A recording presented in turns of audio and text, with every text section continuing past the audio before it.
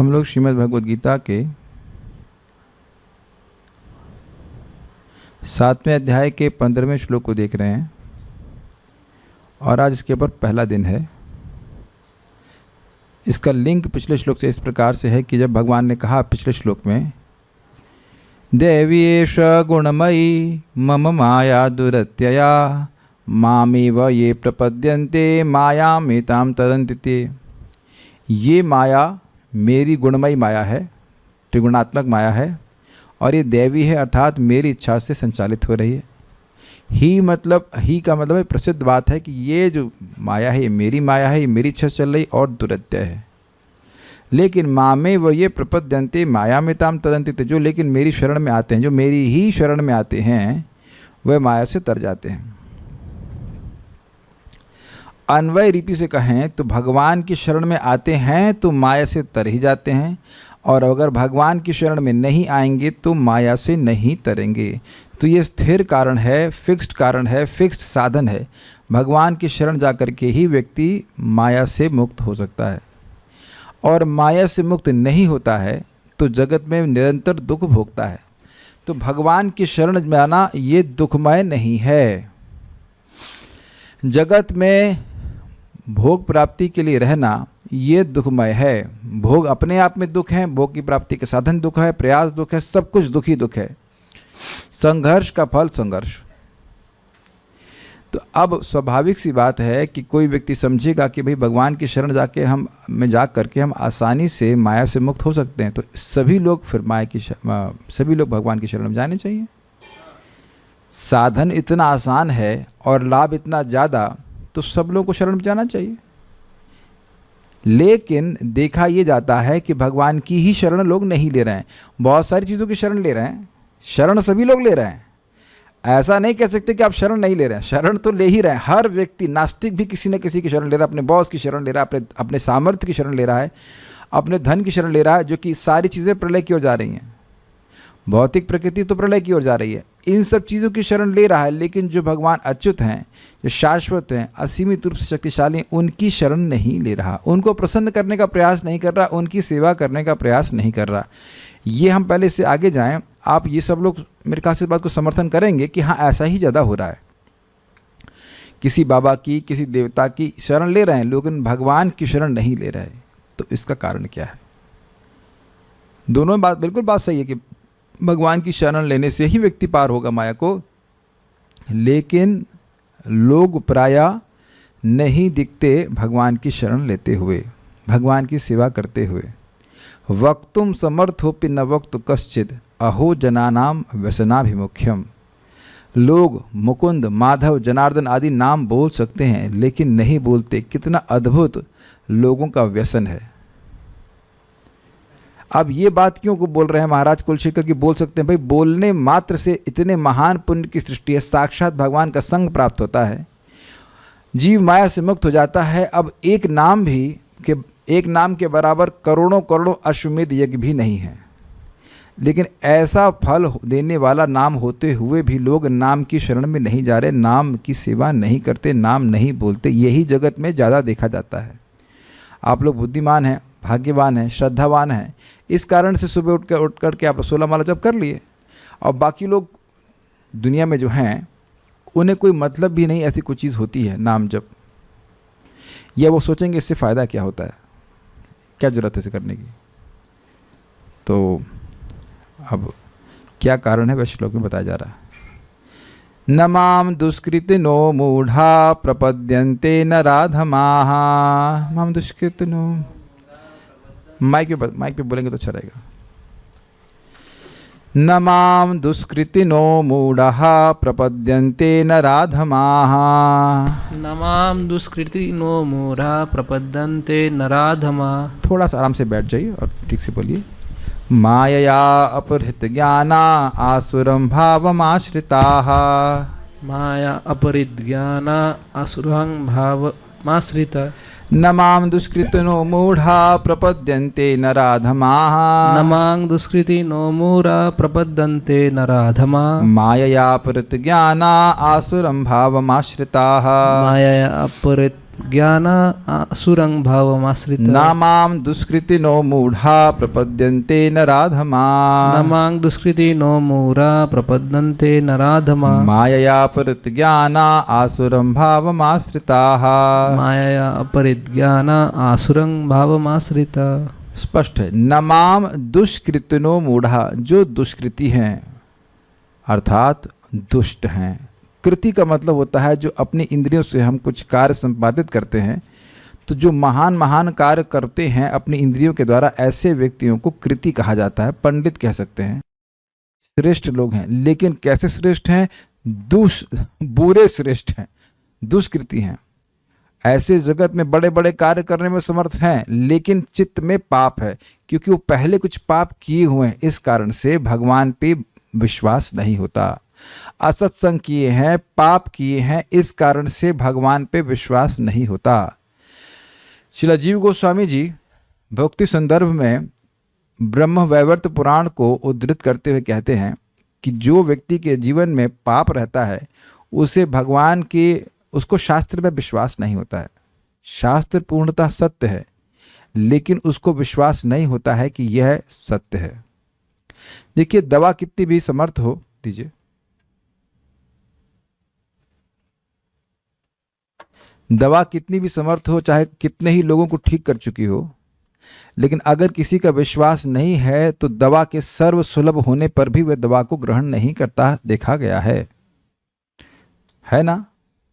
तो हरे कृष्ण मंत्र लोग को उद्धार कर देगा, लेकिन अब नहीं, जिसके जीवन में मन में पाप बना हुआ है, वह व्यक्ति इसको नहीं स्वीकार करे। क्या आप ही अपने आसपास के लोगों को ऐसे नहीं जानते, जितना भी बोलिए वो नाम उच्चारण नहीं करेंगे, सब कुछ करेंगे लेकिन नाम नहीं बोलेंगे। तो ये क्यों है? उनका पाप बहुत जमा हुआ है, इसलिए उनको श्रद्धा ही नहीं होती इसके ऊपर। तो कैसे हैं? 4 प्रकार के। मूढ़ मतलब बेवकूफ, मूर्ख। नमाम प्रबद्यन्ते, और मेरी शरण में नहीं आते। नराधम यानी कि मनुष्यों से भी अधम। और माया अपहृत ज्ञाना, माया के द्वारा अपहृत ज्ञाना, जिनका ज्ञान अपहृत कर गया। ज्ञान तो है, लेकिन उस ज्ञान का अपहरण माया के द्वारा कर लिया गया है, छलावे के द्वारा, इल्यूजन के द्वारा। और आसुरम भावम आश्रिता, आसुर का मतलब क्या होता है? वो जानते हैं कि भगवान हैं, लेकिन भगवान को से विरुद्ध चलेंगे, भगवान को मारने का प्रयास करते हैं। जैसे कि जरासंध भगवान के व्यक्तित्व को मारने का प्रयास कर रहा था, और आजकल के लोग भगवान को निराकार कह रहे हैं, तो सिद्धांत के द्वारा भगवान को मारने का प्रयास करते हैं। तो ये सब असुरता का भावना है।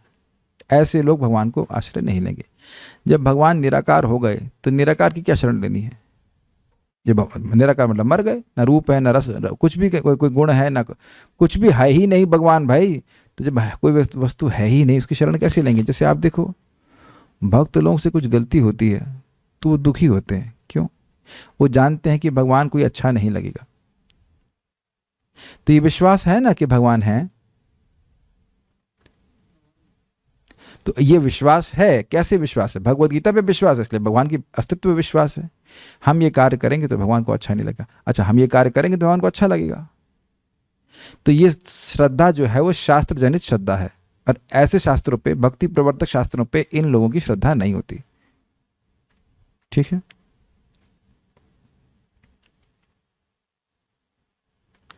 अनुवाद। जो निपट मूर्ख हैं, जो मनुष्यों में अधम हैं, जिनका ज्ञान माया द्वारा हर लिया गया है, तथा जो असुरों की नास्तिक प्रकृति को धारण करने वाले हैं, ऐसे दुष्ट मेरी शरण ग्रहण नहीं करते। अब हम अगर मूर्खतावश ऐसे ही गुरुओं के चेले बन जाएं, जो मूढ़ हैं या नराधम हैं या माया अपहृत ज्ञान हैं या आसुर भाव को आश्रित हैं, तो हम भी ऐसे ही बन जाएंगे। कुछ समझ में आ रहा है? जगत में ऐसे गुरु बहुत घूमते हैं जो मूढ़ हैं बेवकूफ। वो जगत में हमको बड़ा बनने का प्रोत्साहन देते हैं, मोटिवेशन देते हैं कि जगत में आप बड़े बन जाइए।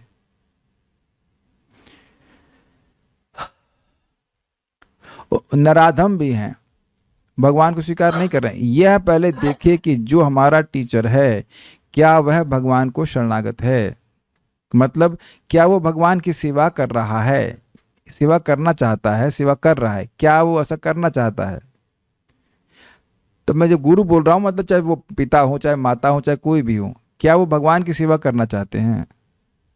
अगर वो भगवान की सेवा नहीं करना चाहते तो वो मूर्ख हैं, वो नराधम है, माया प्रज्ञान हो सकते हैं या आसुर भाव आश्रित हो सकते हैं। इनके लोगों की बात हमको नहीं सुननी है, नहीं तो हम भी वैसे ही बनेंगे। जिन लोगों का अनुकरण करते हैं उन्हीं के जैसे हम बन जाते हैं। So Krishna consciousness means creating independently thoughtful person. स्वतंत्र रूप से सोचने की क्षमता, विवेक जिनका हो, ऐसे लोगों की सृष्टि कृष्ण भावनामृत आंदोलन का एक मुख्य उद्देश्य है। नहीं तो लोगों के पास खुद सोचने की क्षमता होती ही नहीं है। अब जब हम बोल रहे हैं खुद, मतलब शास्त्र के अनुगत होकर के, ऐसे अपने मन से सोचने, हम सोच सकते हैं कि भगवान कौन है? नहीं सोच सकते। Our imagination can not create God, Prabhupada ji बोलते हैं। भगवान तुम्हारे मन के परे हैं, इसलिए तुम मन से भगवान की सृष्टि नहीं कर सकते हो, केवल मन से निर्धारण नहीं कर सकते हो। हम सभी लोगों को शास्त्र की बात माननी पड़ेगी। ठीक है, जरा अनुवाद देख लीजिए। दुष्कृतना अर्थात दूषित कर्म करने वाले अथवा दुर्भाग्यशील व्यक्तिगण, क्योंकि दूषित कर्म किए हैं इसलिए चित्त दूषित है, इस कारण से भगवान की बात उनको समझ में नहीं आ रही। जिसने भगवान श्री कृष्ण को भगवान के रूप में स्वीकार कर लिया वह सारे वेदों को पार कर गया। अब तो उसे भगवान की सेवा करनी है। कैच किया आपने? हमें मुक्ति के लिए कुछ नहीं करना है, कुछ नहीं करना मुक्ति करने के लिए, मुक्ति प्राप्त करने के लिए कुछ नहीं करना है। भगवान की सेवा ही अपने आप में मुक्ति है। चाहे कोई भी सेवा कर रहे हैं आप, गीता सुन रहे हैं, चाहे जप कर रहे हैं, चाहे भगवान का प्रसाद खा रहे हैं, किसी भी सेवा में लग गए आप मुक्त हैं। तो फिर मुक्ति जब मिल गई तो फिर मुक्ति में आने का आप क्लास में आते क्यों नहीं? अगर मैं आपसे भी पूछूं, माइक लीजिए, माइक लीजिए, आप क्लास में कब आएंगे? क्या उत्तर होगा? क्लास में तो है। बस, गॉट इट। अरे भाई नहीं, ऐसे अगर और पूछूं, क्लास में आप आने का प्रयास क्यों नहीं कर रही हैं? प्रयास करने की आवश्यकता नहीं है। समझ में आ गया? क्यों? क्योंकि क्लास में तो बैठे हैं। तो मुक्ति हित्वा अन्यथा रूपेण स्वरूपेण अवस्थिति।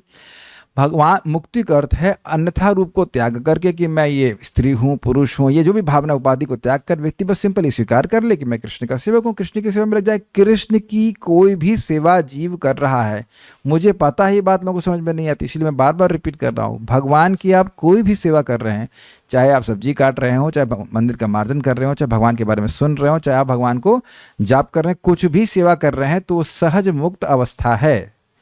Is that okay? मछली जो भी कार्य करती है सुखपूर्वक वो अपने पानी के अंदर ही करती है, अपने पानी नहीं, पानी के अंदर करती है। चाहे वो नीचे जा रही हो, ऊपर जा रही हो, लेफ्ट जा रही हो, कुछ जा रही हो, रहेगी तो पानी में ही ना। इसकी स्वरूप का स्थिति इसी प्रकार से कि पानी में रहे। तो हम लोगों को, मतलब जो भक्त हैं, उनको मुक्ति के लिए कुछ अलग प्रयास नहीं करना है, केवल भगवान की सेवा का प्रयास करना है। बस ये देखना कि अब इस गीता क्लास के बाद कुछ भगवान की सेवा हो, उसके बाद फिर कोई भगवान की सेवा हो, फिर कोई भगवान की सेवा, ये करने का प्रयास करना है। थक जाओ, थोड़ा सो जाओ, उसके बाद फिर उठो, फिर भगवान की सेवा करने लग जाओ। There should be a program for serving Krishna all through the day. भाई शुरुआत में सब लोग ऐसा नहीं कर सकते हैं, बट कम से कम सुनना और स्वीकार तो करना चाहिए। सिद्धांत को धीरे धीरे करके आ जाएगा, है ना। तो जो दुष्कृति लोग हैं वो अपने पाप कर्मों के कारण दूषित अंतःकरण वाले हैं, दूषित चित्त वाले हैं, इसलिए उनको भगवान की बात समझ में नहीं आती। और दुर्भाग्यशील क्यों कह रहे हैं? बताया जाएगा तब भी नहीं समझ में आएगा। एक तो ये बात है कि उनको मिलेगा ही नहीं सुनने को मौका, और दूसरा बताया जाएगा तब भी नहीं होगा। क्या आप लोग ऐसे लोगों को नहीं जानते जिनको आप नाम जप करने के लिए बोलिए वो नहीं मानेंगे ना, नहीं करेंगे, गाली गलौज करेंगे, गंदी गंदी पूरा दिन नहीं करेंगे। मैंने आपको बताया था कि हम नोएडा जब गए थे, हाँ नोएडा में, तो वहाँ बाल छिलाने गया था, मतलब सर छिलाने गया था। तो वहाँ कोई व्यक्ति था जो खूब गालियाँ बक रहा था। तो हमने कहा आप एक अच्छी गाली बताता हूँ, हरामखोर, आप बोलिए हरामखोर। कहते वो नहीं बोला, वेशभूषा देख के समझ गया कि ये हमसे राम बुलवाना चाहते हैं। हमने कहा बोलो हरामखोर, ना नहीं बोल, चुप। तो दूसरे ने पूछा भाई इससे क्या हो जाएगा? हमने कहा राम में राम आ रहा है तो आपका मुक्ति हो जाएगी। तो देखिए इतनी गंदी गंदी गाली बक रहा था, हम क्लास में उसको ऑब्वियसली नहीं बोल सकते हैं, वो बोल सकता है, खूब जोर जोर से बोला, हर से होता है हर लाइन के बाद एक फुल स्टॉप होता है, ऐसे गाली कुछ लोग बकते हैं, वो बके जा रहा। हमने कहा हरामखोर क्यों नहीं बोलते? ना, यह भी नहीं कहा कि मैं हरामखोर नहीं बोलूंगा। हरामखोर भाई हरामखोर राम नहीं बोला, नहीं निकलता लोगों के मुख से। आप जानते हैं वाल्मीकि जी को, दस्यु रत्नाकर को नारद जी ने कहा बोलो राम, तो उसके मुख से राम नहीं निकल रहा था, फिर बोला मरा मरा मरा, मारा था बहुत लोगों को तो मरा मरा मरा करके बुलवाया, तो वहां से राम हो गया। ये हम लोग 500 करोड़ नहीं, एक बार बोलेंगे 1000 करोड़ बार भी सुन ले तब भी शायद ये बात समझ में नहीं आए कि जिसने एक बार भी नाम भगवान का बोला है वो सम्माननीय है। जीभ पे भगवान का नाम आता ही नहीं है लोगों के, क्योंकि ये संदेह बना रहता है, इसलिए एक अपराध बना रहता है नाम के प्रति। मेरी बात आपको समझ रहे हैं? हरे कृष्णा किया तो कौन सी बड़ी बात है, हरे कृष्णा बोल दिया तो कौन सी बड़ी बात है? क्या वाकई बड़ी बात है? भक्तों का भी इसी प्रकार का संदेह बना रहता है, और वो शास्त्र पे संदेह है, तो एक अपराध है। जो बार बार नाम उच्चारण करेंगे फिर धीरे धीरे करके समझ में आती है बात कि नहीं, वाकई सत्य है कि एक ही नाम से अनंत जन्म के पाप नष्ट हो जाते हैं, चाहे कभी भी कैसे भी कहीं भी बोला गया हो। तो जो दुष्कृति हैं उनका विश्वास भक्त भगवान पे नहीं होगा। तो हिंट क्या मिल रहा है आपको? क्या हिंट मिल रहा है? जो सुकृति हैं वो भगवान की शरण में आएंगे।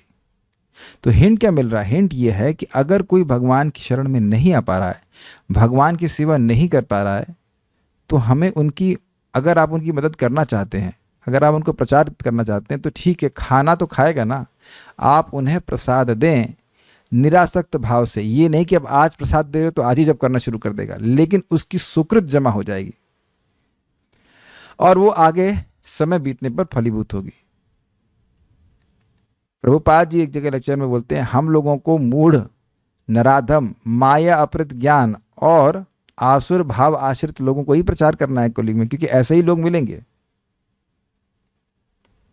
लेकिन अगर भगवान के बारे में सुनने के लिए किसी तरह से तैयार हो जाए, उनके किसी तरह से ना भगवान के बारे में सुने, नाम सुने, भगवान का प्रसाद खाएं, तो धीरे धीरे करके ये लोग सुकृतिवान होंगे और उनको भगवान के श्रद्धा उत्पन्न हो जाएगी। ठीक है।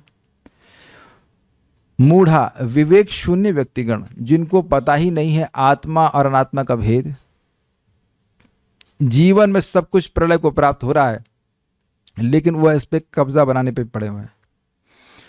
जैसे कोई मान लीजिए ट्रेन में बैठा हो और ये मानता चले कि ये सीट मेरी है, ये सीट मेरी है, ये सीट मेरी है, तो क्या वो विवेक शून्य है या नहीं है?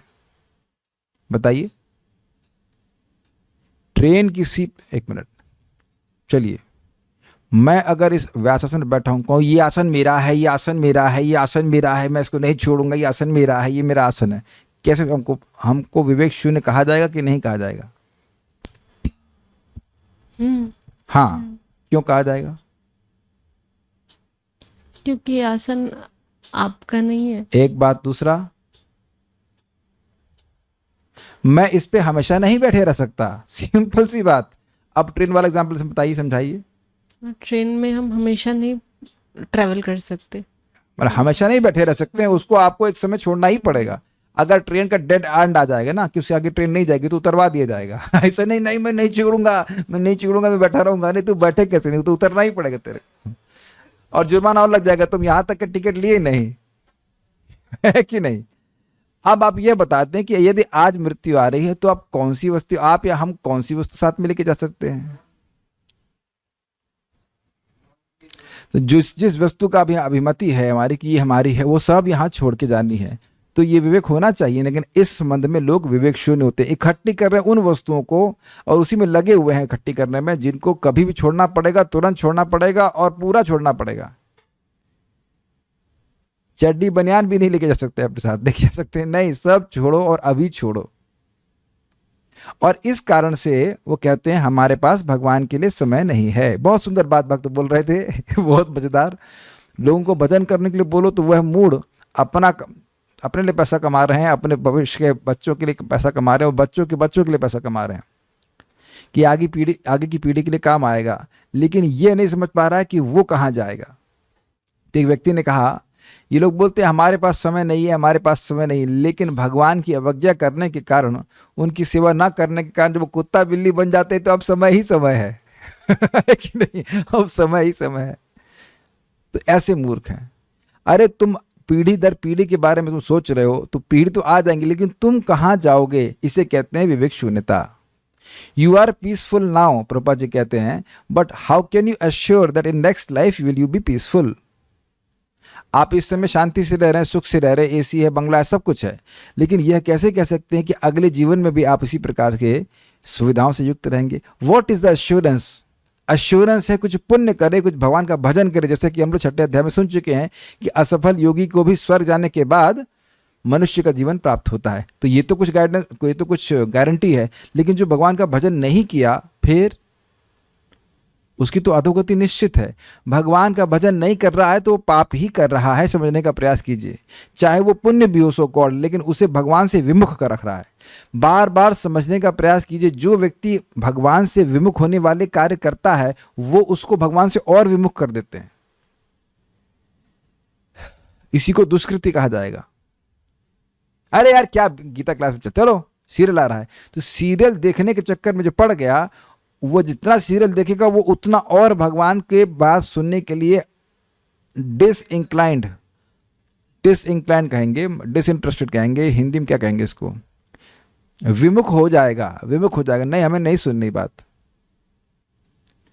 तो मूढ़ हैं। नराधम मतलब मनुष्य में नीच व्यक्तिगण। इसको उदाहरण दिया गया है कि मनुष्य व्यक्ति तभी होता है जो धर्म का पालन करे। भगवान भक्ति कर रहा है तब वह मनुष्य है। भक्ति करने के बाद भी वो सोचता है ना हमारी जो इच्छाएं है वो भक्ति से पूर्ण नहीं होंगी, वो छोड़ देता है भक्ति। तो ऐसा व्यक्ति नराधम है। नरों में अधम, समझ पा रहे हैं? नर वो व्यक्ति है, यानी मनुष्य वह है जो धर्म का पालन करे। समझ में आ रहा है? जो मनुष्य धर्म का पालन कर ही नहीं रहा है वह तो मनुष्य ही नहीं है, वो तो पशु है। तो पशुओं में अधम नहीं कहा जा रहा है, नरों में अधम, अर्थात भक्ति प्राप्त किया छोड़ दिया, एक भी एक अर्थ लिया इस प्रकार से, वो कह ना भक्ति से मैं कोई फायदा नहीं हो रहा, तो नराधम है। तो भगवान की शरण में नहीं गया ना, नहीं गया, छोड़ दिया उसने। एक अर्थ है, बहुत सारे अर्थ ले जा रहे हैं। मनुष्य में नीच व्यक्तिगण, या कुछ लोग ऐसे हैं जो अब आएंगे ही नहीं भगवान की सेवा करने के लिए, तो वो भी नराधम है, वो नीचे। बड़ा इंटरेस्टिंग बात बोली गई, नराधम का क्या मतलब है भाई? देखो, पशु लोग मर्यादा में रहते हैं, मनुष्य मर्यादा को तोड़ता है। पशु लोग मर्यादा में रहते हैं, प्रकृति के द्वारा जो मर्यादा बना दी गई उसी के साथ चलते हैं और वह नीचे नहीं जाते। सुनाई पड़ रहा है? ब्रिलियंट पॉइंट है। पशु लोग प्रकृति के द्वारा बद्ध हैं कि वे अपनी मर्यादा में रहेंगे। गाय घास ही खाएगी, चूहा नहीं खाएगी, मर जाएगी लेकिन चूहा नहीं खाएगी। लेकिन इंसान मांस भी खाएगा और शराब भी पिएगा और जो कुछ मर्यादा का भंग करता है कि नहीं। बहुत ध्यान से सुनना। तो पशु लोग ऊपर उठ रहे हैं, ऊपर की योनियों को प्राप्त कर रहे हैं, एक के बाद एक। लेकिन जो मनुष्य है वो मनुष्य का जीवन प्राप्त करके भी पाप करके निम्न योनि को जा रहा है, तो वह पशुओं से भी अधम हो गया कि नहीं? कैच किया? ब्रिलियंट पॉइंट है ना। है मनुष्य लेकिन वह पशु से भी अधम है क्योंकि वह मर्यादा को तोड़ता है। पशु भी मर्यादा नहीं तोड़ते। बहुत गंभीर, बहुत ही स्ट्राइकिंग पॉइंट लगा। पता नहीं आप लोग कैसा लगा, हमको तो बहुत अच्छा लगा था। नराधम मनुष्य है लेकिन मनुष्य में सबसे अधम है। वो धर्म का पालन नहीं करता, उसे धर्म की बात पे विश्वास नहीं होता। माया अपरित ज्ञाना, यद्यपि वह ज्ञानी हो सकते हैं लेकिन माया के द्वारा उनका ज्ञान हर लिया जाता है। इसलिए वो कहते हैं कि अब भगवान की सत्ता नहीं है, भगवान निराकार हैं, भगवान जीरो हैं, इत्यादि इत्यादि। और आसुरम भावमाश्रिता एवं आसुर भाव युक्त व्यक्तिगण माम ना प्रपद्यन्ते, मेरा आश्रय नहीं ग्रहण करते। कैसे कैसे लोग हम देखते हैं। श्रीधरी देखिए, तो फिर सभी आपको ही क्यों नहीं बचते? जब आपकी शरण लेकर माया को व्यक्ति आसानी से तर जाता है तो सब लोग आपके भजन करना चाहिए, लेकिन हम देख रहे नहीं करते। तो क्या कारण है? इस पर कहते हैं मनुष्यों में जो अधम है, अर्थात जो अधम है मुझे नहीं प्रपन्न होते हैं, नहीं बचते हैं, मेरे सेवा नहीं करते। नाम की महिमा सुनकर, भगवान की महिमा सुनकर भी वह भजन नहीं करते। क्यों नहीं करते? उनके अधम होने में कारण यह है कि वे मूढ़ यानी विवेक शून्य है। वो ये नहीं देख पा रहे हैं। विवेक का मतलब क्या होता है? विवेक का मतलब होता है हे उपादेय बुद्धि, क्या चीज अच्छी है और क्या चीज़ निकृष्ट है, इसका विवेक या जिसकी इस प्रकार की बुद्धि जिसकी होती है उसको कहेंगे विवेक बुद्धि। अरे मल और हलवे में अंतर नहीं समझते हैं आप? समझ में आ गया ना? विवेक है ना, सुअर में भी है ये। Got it? समझ में आया? क्या सुअर में विवेक है? नहीं है, बल्कि वो हलवा छोड़ करके वो गंदी चीज ही खाएगा। वो नहीं समझ पा रहे हैं कि देवताओं की उपासना करने से लाभ नहीं है। देवता तो एक मनवंतर के बाद ही सरकार चेंज हो जाएगी। अरे नया सेट आ गया। हम शाश्वत हैं और शाश्वत जीव का शाश्वत लाभ केवल भगवान कृष्ण की उपासना ही के द्वारा ही प्राप्त हो सकता है। ये विवेक उनको नहीं है। वो अपने शाश्वत लाभ के लिए इच्छुक भी नहीं है। ये भी विवेक नहीं है ना। यही मान रहे कि हम देह हैं, देह के लिए जो कुछ लाभ प्राप्त हो जाए उसके लिए किसी भी देवता की, किसी भी बाबा की, किसी भी देवी की पूजा करने के लिए उत्सुक रहते हैं। तो जब तक व्यक्ति ये समझेगा नहीं कि वो आत्मा है तो अपने शाश्वत लाभ के बारे में सोचेगा ही नहीं, छोटी छोटी बातों में उलझा रहेगा। कभी कभी मैं बहुत इस मामले में बहुत खिन्न हो जाता हूँ या चिढ़ जाता हूँ जब लोग छोटी छोटी बातों को बहुत बड़ा बड़ा करके रखते हैं। ये थोड़ा सा मतलब काउंसलिंग में हमको ये कठिनाई आ जाती है। देखो भाई, वास्तविक रूप से मैं एक ही बात का ध्यान रखना चाहिए, वो आपकी स्वास्थ्य इसलिए क्योंकि शरीर ठीक रहेगा तो हम भजन कर पाएंगे। और ये मैं अपने मन से नहीं बोल रहा हूँ, आप भागवतम से देख लेना।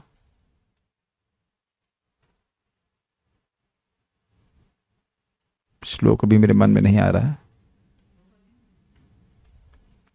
धर्मताम पर्यधः, क्या श्लोक है?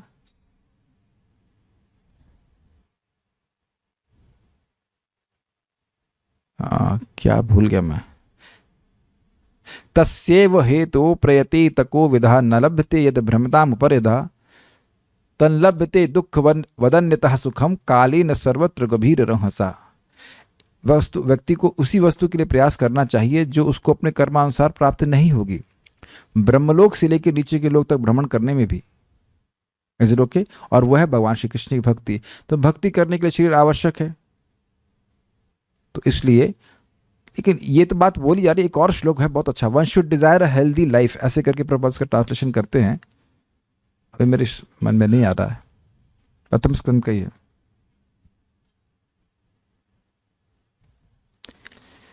ब्रह्मेति परमात्मेति वाला श्लोक है, उससे पहले की श्लोक है जहां तक मुझे स्मरण आ रहा है। अब चलिए जो भी है, लेकिन व्यक्ति को ये भक्ति ठाकुर जी बताते हैं अपने स्वास्थ्य का ध्यान रखे और स्वस्थ जीवन से व्यक्ति को भगवान की भक्ति करनी चाहिए। बात इतनी बात है। क्यों? क्योंकि भक्ति हमको शाश्वत लाभ देने वाली है, शाश्वत पुरस्कार देगी, शाश्वत स्थान की प्राप्ति कराएगी। ऐसा विवेक लोगों का होना चाहिए। स्वर्ग भी समस्याओं से युक्त है और स्वर्ग नश्वर है, ऐसा विवेक लोगों को होना चाहिए। और इस जगत में भौतिक लाभ प्राप्त करके जैसे मैं बोर हो गया, ऐसे स्वर्ग में जाकर भी बोर हो जाऊंगा। तो इसी प्रकार से विवेक से युक्त रहेगा तो इन सब चीज़ों की अभिलाषा छोड़ करके भगवान का भजन करेगा। लेकिन ऐसा विवेक लोगों में नहीं होता। किसी को पूछो कि तुम मरोगे तो क्या हम अकेले मरेंगे? हाँ, तुम अकेले ही मरोगे। सब लोग अपने अपने टाइम से मरेंगे और तुमको अकेले ही मरना पड़ेगा। और मान लो बगल वाले लोग मर भी रहे हो तब भी तुमको अकेले ही मरना पड़ेगा। तुम अपना बुरे बिस्तर मतलब अपना सूक्ष्म शरीर लेकर के जाओगे कहीं और, खुद ही जाना पड़ेगा। स्वकर्म फल भुक्तमान, हर व्यक्ति को अपने कर्म के फल को भोगना होता है। समझ रहे हैं बात को? We are responsible for our own actions, ये बात बोली जा रही है। लेकिन जो लोग विवेक शून्य हैं, पागल आ गए, ये लोग पागल आ गए, उस बात को मजाक में उड़ा देते हैं। क्या आपका संभव है? क्या यार, मरने की बात मत करा, तुम पैसिमिस्टिक हो, निराशावादी हो, इत्यादि इत्यादि, ये सब बातें हैं। ऐसा कैसे हुआ? क्यों विवेक शून्य हो गए? तो उस पर कहते हैं क्योंकि वे दुष्कर्म करने वाले पापशील हैं। क्योंकि जब व्यक्ति पाप करता है, इंद्रिय तृप्ति करता है, तो वो इंद्रिय तृप्ति के विषय उसके ज्ञान को ढक देते हैं, उसके विवेक को ढक देते हैं। इस बात से वो के प्रति वो अंधा हो जाता है कि ये वस्तुएं नश्वर हैं और ये मेरे साथ नहीं जाएंगी, ये सब नष्ट हो जाएंगी। जब व्यक्ति भगवान की भक्ति करता है, कथा श्रवण करता है, तो उसे दिखता है कि जितनी भी वस्तु मेरे इर्द गिर्द हैं वो मुझसे कभी भी छीन ली जाएंगी और मैं कुछ भी नहीं कर सकता। छीनी जा रही हैं।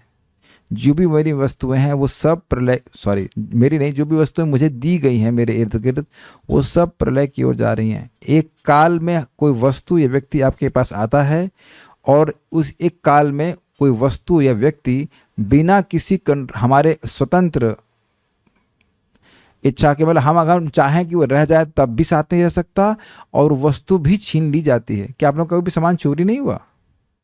अकस्मात कोई व्यक्ति आपको हाथ में आकर गिफ्ट नहीं दे गया? ये बताइए, कभी ऐसा होता नहीं है? कभी नहीं हुआ सर?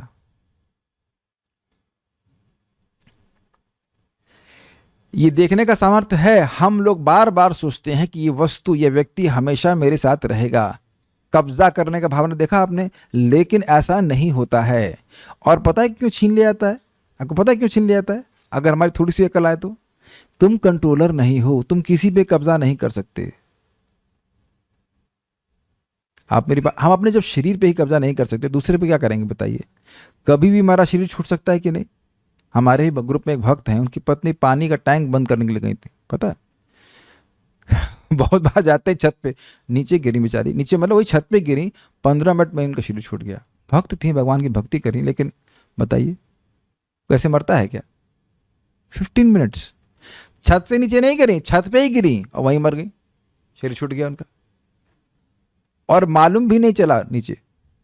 क्या कर पाए पति या बच्चे या धन या संपत्ति? ए धन यौवन पुत्र परिजन एते के आछे परती तेरे, कमल दल जल जीवन टलमल भजहूँ हरिपद नीति रे। केवल गाने के लिए नहीं है, ये दिखना भी चाहिए कि जितना भी हमारा धन है या जो कुछ भी हमको दिया गया, ठीक है हम उसका उपयोग करें, लेकिन कल भी हम सीख रहे थे कब्जा करके नहीं बैठे, क्योंकि करने दिया भी नहीं जाएगा। अतिक्रमण का आंदोलन चला दिया जाएगा, बुलडोजर चला देगी माया, खत्म करो और अपना मकान गिराओ, ये शरीर गिरा देगी, फिर दूसरे शरीर में भेज देगी। लेकिन क्योंकि व्यक्ति पापाचरण कर रहा है इसलिए ऐसा विवेक उसका जागृत नहीं हो पाता है, ये बात है। अब क्योंकि विवेक शून्य है और पाप करने वाले, इसलिए माया अपहृत ज्ञान, इसलिए शास्त्र और आचार्य के उपदेश से प्राप्त होने पर भी माया द्वारा हर लिया गया, यानी कि निरस्त, नष्ट कर दिया गया है ज्ञान जिनका ऐसे हैं। माया अपहृत ज्ञान मतलब हुआ कि ज्ञान दिया है, आप आचार्य से सुनते हैं लेकिन फिर भी नहीं समझ पाते हैं क्योंकि पाप में लगे रहते हैं। समझ में आ रहा है? ये लिंक करते जा रहे हैं। मूढ़ हैं क्योंकि विवेक शून्य है। विवेक शून्य क्यों है? मूढ़ क्यों है? क्योंकि पाप करते हैं। अब क्योंकि पाप करते हैं इसलिए माया अपहृत ज्ञान, आचरण उपदेश प्राप्त करके भी जप करो, भक्ति करो, वह इसको स्वीकार नहीं कर पाते। उनकी मति पाप में ही लगी रहती है। अब जब ऐसा हो गए, इसलिए दंभ, दर्प, अभिमान, क्रोध और कठोरता इत्यादि आगे कहे जाने वाले आसुर भाव या स्वभाव को प्राप्त हो मुझे नहीं बसते हैं। वो सोचते हैं कि मैं बहुत श्रेष्ठ हूँ, मुझे भगवान का भजन करने की क्या ज़रूरत है। आगे की टीका को हम कल देखेंगे। इतना जितना पढ़ाया है उसको आप देखने का प्रयास कीजिएगा। ये आप लिंक समझ गए? विवेक शून्य क्यों है? विवेक शून्य है इसलिए भजन नहीं करते, वो भगवान में और देवता में भेद नहीं देख पाते, इतना विवेक नहीं उनका। और क्यों विवेक शून्य है? क्योंकि पापी हैं, और क्योंकि पापी हैं इसलिए उपदेश देने पर भी सुधरते नहीं, और जब नहीं सुधर रहे हैं तो गलत काम कर रहे हैं, तो फिर असुर भाव, मैं महान हूँ, मैं श्रेष्ठ हूँ, इस प्रकार का दर्प, दम्भ, अभिमान, क्रोध आदि ये सब उनके हृदय में जगा रहता है, इसलिए भगवान का भजन नहीं कर पाते। श्रीधर स्वामी पाद ने इसको एक लिंक के रूप में बताया, चारों का एक लिंक बता रहे हैं कि मूढ़ है क्योंकि मतलब भगवान का भजन नहीं करता क्योंकि मूढ़ है। तो मूढ़ क्यों है? श्लोक देखिए, मूढ़ है क्योंकि नराधम है, पाप कर रहा है, और पाप में ही लगा हुआ, इसलिए माया अपहृत ज्ञान, ज्ञान जो गुरु ने दिया उसको धारण नहीं कर पा रहा है। जैसे श्रीला भक्ति सिद्धांत ठाकुर जी के गुरु थे, उनके शिष्य थे, वो उनसे दीक्षा प्राप्त किए, लेकिन बाद में फिर मांस फूस खाना शुरू कर दी। बहुत आगे कहानी लंबी है उसकी। तो महान भक्त के दीक्षा प्राप्त करने के बाद भी व्यक्ति गलत आचरण करने लगता है, ये देखा गया है। अब गलत आचरण कर रहा है तो असुर भाव इकट्ठा होता चला जाएगा, क्रोध, मान, अभिमान, दर्प, दंभ, जो है नहीं वो दिखाने का प्रयास, वो सब बढ़ता जाएगा। तो भगवान का शरणागत कैसे होगा? तो इस तरह से उन्हें आपस में एक धागे में बांध दिया इन चारों गुणों को। आप इनको अलग अलग भी देखेंगे, जो टीका है प्रभुपाद जी की और गीता भूषण की, उसमें अलग अलग भी देखेंगे, लेकिन यहाँ पे श्रीला सीधा स्वामी पाद ने उनको इन चारों दुर्गुणों को एक साथ बांध दिया है। स्टार्ट मूड से कर रहे हैं। मूड है क्योंकि विवेक शून्य है। क्यों विवेक शून्य है? क्योंकि नराधम है, मनुष्य के अनुसार कार्य नहीं करते, धर्म का पालन नहीं करते, अधर्म पे चलते हैं। तो क्योंकि अधर्म पे चलते रहते हैं इसलिए गुरु के द्वारा दिए गए उपदेश को भी नहीं स्वीकार कर पाते हैं, और क्योंकि उपदेश स्वीकार नहीं कर रहे हैं और पाप में लगे हुए हैं तो असुर भाव इकट्ठा हो जाएगा। ये बात है।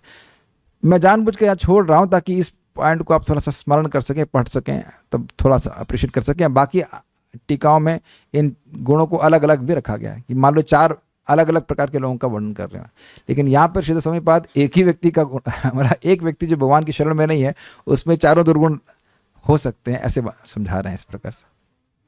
ठीक है, सो विल स्टॉप हियर। कोई प्रश्न है किसी वक्त का है ना? एक कुछ क्वेश्चन है।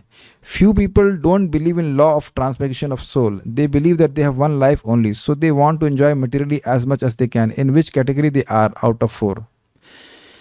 प्रभुपाद इस बात को स्पष्ट करेंगे, प्रभुपाद जी का तात्पर्य पढ़ लीजिएगा। कह रहे हैं कि कुछ लोग ऐसे हैं जो आत्मा के देहांतरण पर विश्वास नहीं करते, वो सोचते हैं कि बस ये जीवन है और उसको जितना हो सके हम भोग लें। एक बात है, तुम भोग भी कितना सकते हो। जैसे हम लोग प्राय खिचड़ी बनाते हैं, हमको बहुत अच्छी लग रही थी, लेकिन कितना चम्मच खाओगे तुम? खैर हम लोग तो भगवान का प्रसाद ग्रहण करना है, लेकिन कितना खाओगे, कितनी स्त्री संग करोगे, कितना भोजन करोगे, कितनी रक्षा करोगे, कितना सोओगे, ये भी वचन आ जाएगा ना। चलो 14 घंटे, 15 घंटे, 16 घंटे, कब तक सो, कितना सोओगे? और क्या भोग करके तुम सुखी हो ही रहे हो? कोई हुआ ही नहीं है। तो अब अगर ऐसा भी बोलेंगे तो वो समझ नहीं पाएंगे। इसलिए एक सूत्र तो है, ठीक है प्रसाद तो सबको देना चाहिए, लेकिन कृष्ण कथा उसी को बोलना चाहिए जो उसमें रुचि रखे, इसके कोई रुझान हो, नहीं तो मन अपना ही खिन्न हो जाता है। हम अगर सोचे कि फिलॉसफी झाड़ करके, समझे ना, फिलॉसफी झाड़ना मतलब बड़ बोलते चले जाएंगे, लोग स्वीकार कर लेंगे, ऐसा होता कुछ नहीं है। मैं यह नहीं कह रहा हूं कि कृष्ण के बारे में बोलना नहीं चाहिए, लेकिन जिसका इंक्लिनेशन ही नहीं सुनने का, उसको नहीं बोलना चाहिए। ऐसे लोगों को भगवान का नाम उच्चारण कर सके तो करा दीजिए और नाम जप करा दीजिए। हमें उनके प्रति कोई द्वेष भावना नहीं है, लेकिन वो सुनना नहीं चाहते तो इसका मतलब है दुष्कृतिवान है, उनका अभी इसमें कोई रुचि नहीं है। अगर वो जप कर सके बहुत अच्छी बात है, जप कर लें, नहीं तो प्रसाद खिला के बस दूर से हरे कृष्णा कर देना चाहिए। जी माइक पे बताइए। माता जी एक देवी माता को मानती है। हाँ ठीक है, ऑन कीजिए। हरे कृष्णा बाबू जी, वो एक माता जी है ना, ऐसे बोलती हैं, मतलब दुर्गा माता को बहुत मानती है। दुर्गा जी को मानती है, ठीक। हाँ, जैसे हम लोग क्लास करते थे, आती थी कुछ दिन, आती फिर कहती मुझे ऐसा लगता है कभी मेरे से माता जी छूट ना जाए तुम्हारी क्लास में आने से, ऐसे बोलती थी। लेकिन मानती तो उनको भी है, कृष्णा जी को। नरसिंह कवच भी पढ़ती है, उनको पता भी नहीं था, तब से पढ़ती है किसी ने बचपन। देखिए यही बात है कि लोग विवेक शून्य है। दुर्गा जी की पूजा करने के लिए अच्छी बात है, क्यों कर रहे हैं ये उत्तर नहीं पता ना। और हम तो दुर्गा जी को नहीं छोड़ रहे हैं, हम छोड़ने के लिए कुछ बोल रहे हैं, खाली इतनी बात बोल रहे हैं हम कि उनको हर बार यही बोलते थे, हम उनको आपको छोड़ने के लिए नहीं कह रहे, लेकिन आप आया करो। देखिए पॉइंट क्या है कि लोग सत्य को सुनना नहीं चाहते हैं। हम लोग कभी दुर्गा जी की भर्त्सना किए हैं? नहीं। दुर्गा जी की कृपा से जगन्नाथ जी का प्रसाद अगर उनको ये बोलते हैं ना कि दुर्गा जी यहाँ के मतलब संरक्षण की जेलर हैं, तो वो बहुत चिढ़ जाती थी। हाँ, तो पॉइंट क्या है कि अगर आप जेलर को, मान लीजिए बोला गया कि ये जगत दुर्ग के समान है और दुर्गा जी इसकी अधिष्ठात्री देवी हैं, तो कोई गाली नहीं दी जा रही है। हाँ। उनका जो पोर्टफोलियो है, पोर्टफोलियो समझते हैं आप, जो कार्य उनको दिया गया है भगवान के द्वारा, वो बताया जा रहा है। तो इसीलिए हमेशा ध्यान रखना, वैसे बहुत अच्छी है, हम सोचते हैं हरि भक्ति बने हो, अच्छी हो, बाह्य रूप से उसको फर्क नहीं पड़ता। हाँ। जब तक भगवान का व्यक्ति भक्ति नहीं कर रहा है तो इसी कैटेगरी में आ जाता है। उनकी खैर वो तो कुछ कर रही हैं। हाँ। देखिए हो क्या रहा है, माला भी अभी करती है, एक माला करती ओ है। तो बस अच्छी बात है, करने दीजिए। जब जब लोग इस प्रकार की हों कि भाई एक माला करने के लिए तैयार हो गए तो ज़्यादा मत छेड़िए, करने दीजिए। एक दिन जब माला की स्वीकृति बन जाएगी, अच्छे से परिपक्व हो जाएगी, तो उनको बात समझ में आने लग जाएगी। जैसे एक मेरे मित्र हैं, तो उनकी माता जी दुर्गा जी की पूजा करती थी और उनके पिताजी 11 माला हरे कृष्णा की करते थे। तो एक बार जब हम पहली बार उनसे मिले लखनऊ में, हम नाम ले रहे हैं, आनंद लीला प्रभु के माता पिता थे। अब तो दोनों लोग इस्कॉन में दीक्षित हैं। तो हमने माता जी को बोला, माता जी आप और प्रभु जी मान लो एक साथ मर रहे हैं, तो ये हरे कृष्णा करेंगे और ये भगवान के पास चले जाएंगे। अब आप दुर्गा जी की पूजा कर रही हैं, हरे कृष्णा नहीं कर रही हैं, तो अब आप इस जगत में रह जाएंगी। हो सकता है कुछ और बड़ा पद मिल जाए, लेकिन रहते तो इसी जगत में जाएंगी। तो कुछ विवेक दिया गया उनको। मैंने ये नहीं कहा कि क्या करना है, आप विचार कर लीजिए क्या करना चाहती हैं। बाकी खाना पीना तो दोनों को बराबर ही चल रहा है। अब देखिए धीरे धीरे करके और भक्तों का संग किया, उन्हें कथा सुनी, तो अब वो इस्कॉन में दीक्षित भक्त 16 माला का जप करने कई साल हो गए इस बात को। तो हम लोगों को विवेक दे रहे हैं। अब वो विवेक चाहे ना तो फिर मत चाहो, क्या कर सकते हैं। फिर जो तुम करना चाहते हो करो। कभी कभी लोग सोचते हैं कि हम लोग फोर्स कर रहे हैं। फोर्स बिल्कुल नहीं कर रहे हैं, फोर्सफुली विवेक दे रहे हैं, लेकिन फोर्स नहीं कर रहे हैं। बस यही विवेक दे रहे हैं कि आपको ये यहां से यहां जाएंगे। भाई ये विवेक तो बस का कंडक्टर भी देता है कि ये बस यहां जाएगी, बस वहां जाएगी, या जो भी टिकट काटने वाला है वो तो नहीं कहता सारी बसें एक ही जगह जाएंगी। अरे तो फिर अलग अलग टिकट की जरूरत ही क्या है। जब सारी बस जाएंगी एक ही जगह जाएंगी, तो फिर वो टिकट घड़ी की क्या, टिकट घर की जरूरत क्या है। कहीं भी टिकट ले लो, वह कहीं भी पहुंच जाओगे। तो ठीक है, हम लोग माइक ले लीजिए, हम लोग जरूर चाहते हैं कि सभी लोग भगवान के भक्त बने, लेकिन भगवान यह कह रहे हैं सब लोग भगवान के भक्त बनेंगे नहीं। तो आप प्रयास कीजिए, लेकिन जो सुनना चाहे उसको बताइए, जो ना सुनना चाहे उसे खिलाइए। प्रसाद खिला दीजिए, आगे कुछ सुकृत बनेगी तो फिर वो भक्त बन जाएगा। In this matter one has to be absolutely how to say absolutely detached, निरासक्त होना चाहिए। जिसका खुद का विवेक नहीं है उसको ब्रह्मा जी भी ज्ञान दें तो वो नहीं स्वीकार करेगा। जितने भी भक्त यहाँ उपस्थित हैं, आप यहाँ पे इसलिए हैं क्योंकि आप स्वयं आप इस आप पे होना चाहते हैं, क्योंकि आपको ये विवेक है, जागृत हो गया कि गीता पढ़ने से हमें क्या लाभ होता है, जप करने से क्या लाभ होता है, भगवान का प्रसाद देने से क्या लाभ होता है। अब अन्य लोगों को नहीं होता है तो हम लोग कर भी क्या सकते हैं। हमारा कर्तव्य इतना है कि हम बताएं, लेकिन अब उसके बाद अगर वो स्वीकार नहीं करते तो वो उनके और भगवान के बीच में। हमने अपना कर्तव्य कर दिया, सही सही बात बता दी। आप प्लीज़ मेरी बात समझने का प्रयास कीजिए। जब हम प्रचार करते हैं तो हम लोग आसक्त हो जाते हैं कि व्यक्ति मेरी बात मानेगा, आपकी बात तो नहीं मानेगा एटलीस्ट। मैं केवल एक ही चीज़ की बात नहीं कर रहा हूँ। बहुत लोगों को बताइए, जा रहे देखो तारे कहो कृष्ण उपदेश। आप जिसको देखो वो उसको कृष्ण के बारे में बोलो। इसका मतलब ये नहीं कि जिनको आप कृष्ण को उपदेश दे रहे हैं वो सब लोग स्वीकार ही करेंगे। जब बस में आता है, देखा होगा आपने को सामान बेचने के लिए, तो सबको दिखाता है। ट्रेन में चाय चाय चाय चाय चाय सबको बोलता रहता है। अब चाय लें या ना लें, उसका कर्तव्य चाय चाय चाय चाय चाय करते चले जाए। ओके, तो हमारा कर्तव्य, हम लोग का सभी भक्तों का कर्तव्य है कि भगवान के बारे में बताएं। अब ना स्वीकार करें तो जो नहीं स्वीकार कर रहा है उसमें उसके पीछे नहीं लगना चाहिए। ना स्वीकार कर कोई बात नहीं, दूसरे व्यक्ति को बोलो। ठीक है, तो ये सब बातें हैं। देखिए जो लोग नहीं स्वीकार कर रहे हैं उनके पीछे पड़ेंगे तो जो लोग स्वीकार कर रहे हैं उनके लिए टाइम नहीं बचेगा। Agreed? Okay, so will stop here. बहुत सारे सुकृतिवान हैं जो स्वीकार कर लेंगे, तो दुष्कृतियों के पीछे पड़ने के बजाय पहले ये देख लीजिए कि आपने सारे सुकृतिवानों को कवर कर लिया कि नहीं कर लिया। Do not try to create interest, try to catch interested people. मैंने देखा है और मैं देख रहा हूं, मैं देखता आ रहा हूं, कुछ ऐसे लोग होते हैं कि बस जिसे कहते हैं ना सूखा भूसा, अग्नि चिंगारी मारिए भड़ भड़ भड़ भड़ फड़क जाते हैं बिल्कुल। उन्हें दोबारा कभी बोलना ही नहीं पड़ता कि भक्ति करो, पूरा स्पीड से भक्ति करते रहते हैं। कुछ पहले का बैकअप है। कुछ लोगों को बुलाते हैं तो आते हैं।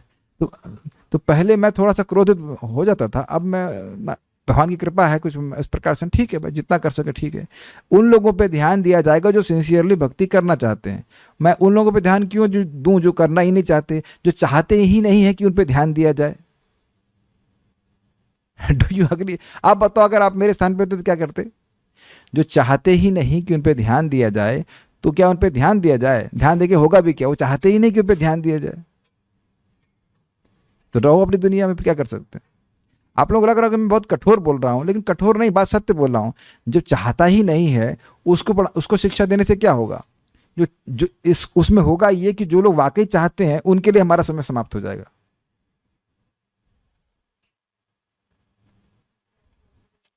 एक भक्त हमको बोल रहे हैं, अभी मैसेज किए कि प्रभु जी आपकी क्लास में आने का बहुत मन है हमारा, लेकिन हम बहुत सारी चीज़ों में उलझे हुए इसलिए हम आ नहीं पाते। तो हमने कहा ठीक है, ओके, अब उसमें क्या उनको उपदेश दें? ये पहले ही बोल दिए कि हम नहीं आएंगे क्लास में, तो मैं क्या बोलूँ? ठीक, तो फिर जब आप नहीं आ सकते तो बताने की जरूरत ही क्या कि नहीं आ सकते? नहीं आ सकते मतलब नहीं आ सकते। अच्छा, मैं ये तो नहीं कहूँगा मत आओ, ठीक है, नहीं नहीं आ सकते तो भाई दुनिया में बहुत सारे लोग हैं नहीं आ सकते, नहीं आ ही रहे हैं, है कि नहीं? जिसको जो कार्य करना होता है वो कर ही लेता है, जिसको नहीं करना होता वो उसको लिए 108 बहाने बना देगा, नहीं कर सकता। यस, ये बड़ा सिंपल स्ट्रेटेजी है प्रचार करने का। अच्छा, एक और बात कि मैं थोड़ा कठोर बोल रहा हूँ तो लोग शायद डर जाएंगे। देखिए, कुछ भक्त हम ऐसे भी देखते हैं जो नए हैं, अभी पुरानी आदतें नहीं गई हैं, लेकिन उनका उत्साह बहुत है भक्ति करने का, उनको एनकरेज किया जाता है। आप मेरी बात समझ रहे हैं? लेकिन जिसको आना ही नहीं है उनको नहीं, उनके पीछे नहीं लग सकते हम। Is it okay? क्या आप ये बात सुन पाए जो मैंने बोला लास्ट? भाई नए लोग होते हैं, ऐसा तो ना कि तुरंत ही सब लोग सुबह उठने लग जाएंगे, जब करने लग जाएंगे, बट दे आर ट्राइंग और वो सिंसियरली प्रयास कर रहे हैं, तो उनको हम लोग सभी लोग प्रोत्साहन देते हैं, हेल्प करते हैं। लेकिन दुनिया में ऐसे बहुत सारे लोग मिलेंगे जो बिल्कुल आपकी बात नहीं सुनेंगे भक्ति की, तो उधर देखिए ही मत, समय ही नहीं व्यर्थ कीजिए। बहुत सारे लोग हैं जो बिल्कुल वेट कर रहे हैं कृष्ण भावना को स्वीकार करने के लिए, तो उन पे फोकस कीजिए। मैं अपने को भी करेक्ट कर रहा हूँ, क्योंकि मैं पहले थोड़ा परेशान हो जाता था कि भाई ये क्यों नहीं आ रही, वो क्यों नहीं आ रही। जब इसको नहीं ही आना है तो वो नहीं ही आएगा। वो एक दो बार आप धक्का लेंगे थोड़ा आ जाएगा, हाँ खुश करने के लिए आ जाएगा, लेकिन उसकी खुद की इच्छा जागृत नहीं हुई है। मैं ये देख रहा हूँ कि ऐसे भक्त सिंसियर हैं कि बीमार होने के बाद भी कथा में आते हैं, जप करने आते हैं, क्योंकि ऐसी उनकी प्रबल इच्छा है। क्या सबके जीवन सब कुछ बढ़िया चल रहा है? ऐसा तो नहीं होता है। और कुछ लोग हैं जो सब कुछ ठीक होने के बाद भी नहीं आते हैं, तो फिर अब नहीं आएंगे तो नहीं आएंगे। So don't waste time on those people. Krishna consciousness, the interest in Krishna consciousness is extremely rare. ठीक है? We'll stop here. Shrimad Bhagavad Gita की जय, श्रील प्रभुपाद की जय, निताय गौर प्रेमानंदे।